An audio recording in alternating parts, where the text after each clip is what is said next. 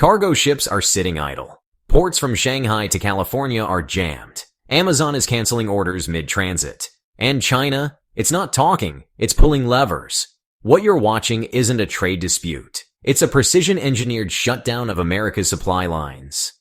And where does it hit hardest? At the checkout counter, in your next car payment, and across every American industry. On April 3, 2025, the Chinese government issued a low-profile directive to all state-affiliated airlines, suspend new Boeing deliveries indefinitely. No televised declaration, no accusations, just silence, and a freeze that wiped $28.4 billion off Boeing's valuation in 48 hours, according to Bloomberg. The halt affected 84 aircraft scheduled for delivery in Q2 and Q3, including models from the 737 and 787 Dreamliner families. Orders that Boeing had publicly relied on to stabilize its post-COVID backlog. But this wasn't about aircraft specs, according to a leaked Chinese Ministry of Commerce memo obtained by the South China Morning Post. The move was a calibrated response to hostile U.S. tariff escalations. Boeing, once the crown jewel of American exports, now faces its steepest international drop in 2 decades. This isn't just a trade response, said Scott Kennedy from CSIS. It's a pressure campaign targeting a vulnerable U.S. symbol. Meanwhile, Airbus shares jumped 11.2% in Frankfurt as Chinese airlines pivoted. But why strike Boeing first? Because in trade wars, symbolism sells, and Boeing represents American industrial dominance. The message wasn't shouted, it was implied. Keep escalating, and we'll pick your weak spots clean. But this tactical freeze wasn't just about planes. The real damage was waiting in the water. On April 1st, the Trump administration triggered a 145% import tariff on over $300 billion in Chinese goods. A move that the Wall Street Journal likened to turning a policy weapon into a wrecking ball. By April 4th, port traffic data from marine traffic showed outbound Chinese shipments to the U.S. had dropped 47% week over week. The Shanghai International Port Group reported over 71,000 containers stranded, some for over 10 days. As cargo began stacking in Ningbo and Shenzhen, West Coast ports buckled. At the Port of Los Angeles, berth congestion climbed to its highest since the 2021 pandemic-era surge, with 27 vessels waiting off the coast and unloading delays averaging 96 hours. The price of a 40-foot container from China to Long Beach jumped from $1,950 to $6,820 in 10 days. A 250% increase according to the Freightos Baltic Index. But this wasn't just about congestion, it was about decisions. Chinese shippers began pausing contracts mid-negotiation, citing tariff instability. You can't price a shipment when the rules are changing mid-ocean, said Zhang Qiming, a director at Sinotrans Logistics. The U.S. intended to pressure Beijing but ended up choking its own trade arteries. And once cargo stops moving, it isn't just retailers that suffer. By April 6th, China's top 5 freight forwarders, including ZTO and Costco Shipping, suspended most bookings bound for the U.S., citing liability exposure related to retroactive tariff enforcement. But the real reason may lie in the numbers. Exporters faced the impossible choice of shipping under uncertain conditions or eating losses they couldn't recoup. In Dongguan, a city responsible for nearly 8% of Chinese electronics exports, over 1,200 small-scale factories were reported idle by April 10th, according to the China Federation of Logistics and Purchasing. One supplier of power banks for Five Below and Target shared with Caixin Global, "Our goods are packaged, labeled, and sitting in port." But the freight company canceled. "We don't even know if they'll move this month." This paralysis isn't theoretical. U.S. Customs data from the first half of April shows a 34% plunge in inbound manifests from China compared to March. For the average American consumer, the shelves may look normal today, but the vacuum is already in motion. And it's not just small boxes that are vanishing. The fallout is hitting the biggest names in retail. On April 7th, internal memos at Amazon's Global Supply Chain Division advised U.S. sellers to pause all incoming shipments from mainland China pending tariff recalibrations and warehousing space reassessments. Just 36 hours later, Five Below publicly confirmed it canceled over $67 million in product orders already en route, roughly 11% of its second quarter inventory flow according to its SEC filing. CEO Joel Anderson stated during an April 9th earnings call, "We couldn't justify paying 3 times the landed cost on items already facing margin pressure. This shift is bigger than a spreadsheet. It's a panic move from companies that rely on low-cost, high-volume cycles. Canceling in transit costs money, but selling tariff-inflated goods to bargain hunters costs customer trust. And the timing couldn't be worse. U.S. consumer sentiment fell to 75.1 in April, the lowest since mid-2022, according to the University of Michigan Index. With back-to-school shipments disrupted and summer inventories frozen, retailers are now gambling on domestic alternatives. But how long before those gambles turn into defaults? The worst part? This isn't about novelty items anymore. It's now hitting the engines of U.S. manufacturing. By April 11th, Ford's Wayne, Michigan plant halted assembly on its flagship F-150 Lightning due to missing microcontrollers sourced from Shenzhen. GM's battery module production at its Spring Hill, Tennessee facility slowed by 60% after capacitors and inverter components failed to arrive.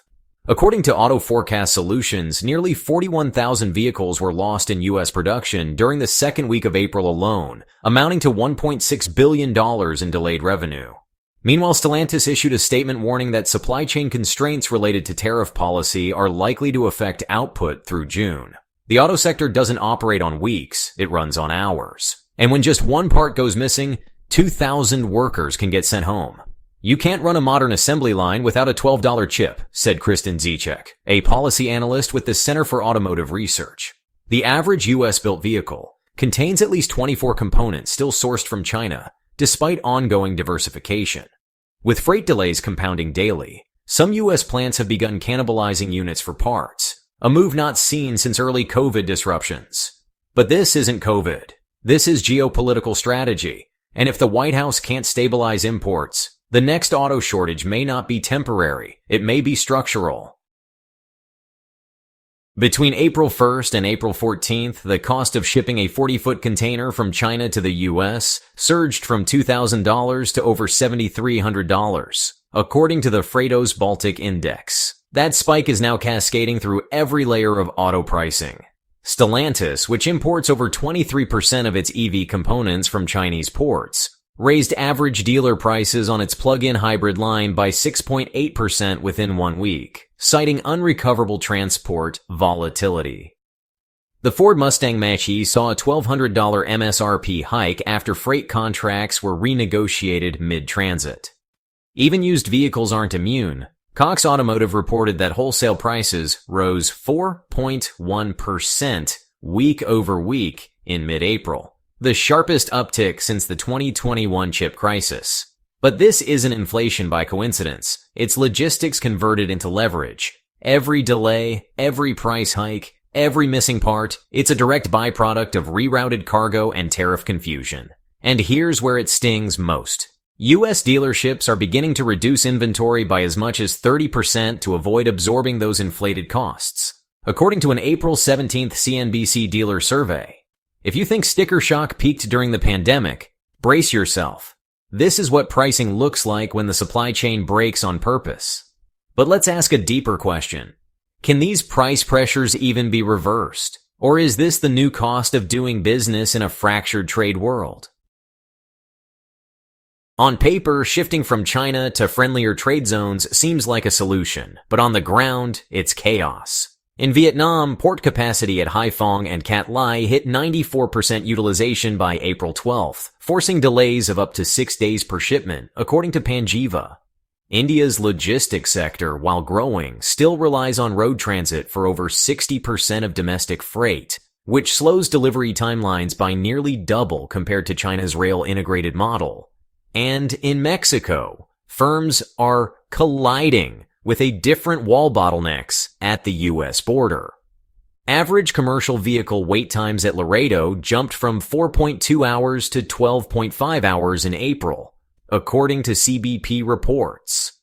Companies like Tesla, which shifted battery module assembly to Nuevo Leon in 2024, are now quietly leasing emergency warehouse space in Arizona due to congestion. Even Apple's pivot to Tamil Nadu has yielded mixed results, with defect rates from new suppliers running 14% higher than Shenzhen equivalents, according to internal quality audits cited by the information. So yes, factories are moving, but the replacement isn't seamless. And when speed, precision, and cost collide, these new partners aren't just filling China's shoes, they're exposing entirely new fault lines, which leads to a more uncomfortable possibility. Maybe this isn't a substitution. Maybe it's fragmentation. On April 12th, Beijing restricted exports of dysprosium and terbium, two rare earth elements critical for EV motors and aircraft targeting systems. This followed Trump's 145% tariff announcement by just 11 days. According to Adamus Intelligence, the U.S. sources 78% of its rare earth imports from China. The consequences hit instantly. Lockheed Martin warned that lead times on missile guidance units may stretch from 14 weeks to over 22.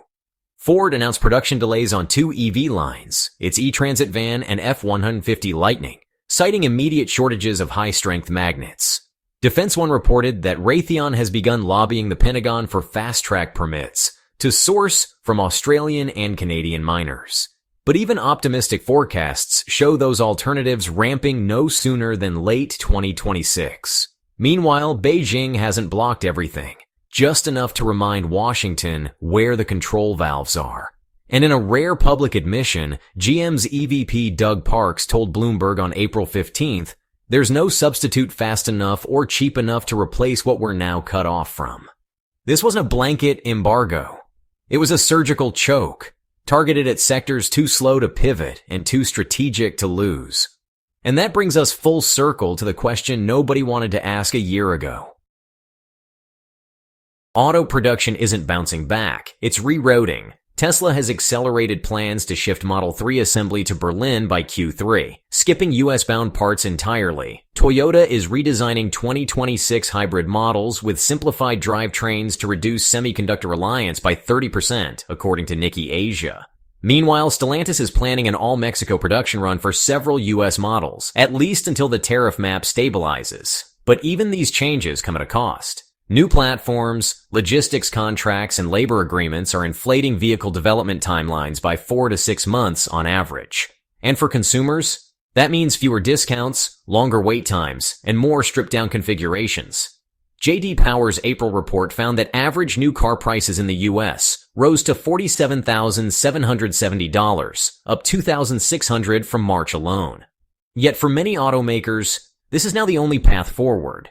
If China is no longer reliable and replacements can't scale fast enough, then the global car industry isn't just shifting, it's fragmenting. But the most important story isn't about how this affects factories or automakers, it's how it reshapes the road you drive on. This isn't a supply chain crunch. It's a controlled demolition of globalization's most profitable route, and everyone from Detroit to Shenzhen is rewriting the rulebook in real time. But if you think the US-China shipping freeze is the final chapter, think again. Because something even bigger is brewing, not in the cargo ports or the car lots, but in the bond markets. Foreign holdings of US treasuries just fell to their lowest level since 2011. Beijing isn't just blocking goods. It's quietly offloading debt. And what happens if China makes a move on the dollar itself? That's the next fault line. And we're about to walk right across it. We're glad you're enjoying this video. Please like and subscribe. Check out another video that is now on your screen.